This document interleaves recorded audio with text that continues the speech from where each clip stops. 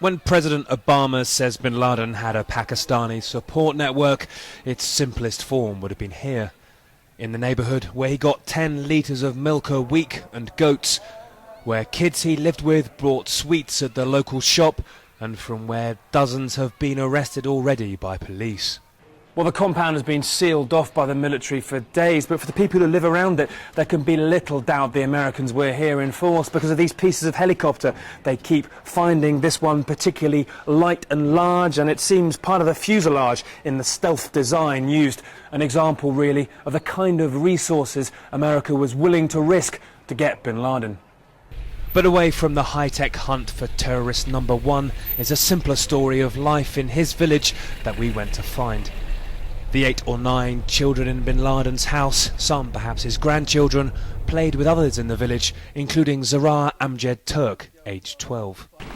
The kids said the guy with them is their father Nadim. Once I saw his 2 wives, one speaking Urdu, the other Arabic. He had a brother, who was a fat guy with a goatee and mustache. I don't know why they had security cameras installed outside the house. We used to knock on the door for 10 or 20 minutes, then someone used to come to talk. That was strange for us. He says he didn't know the names of the children he played with.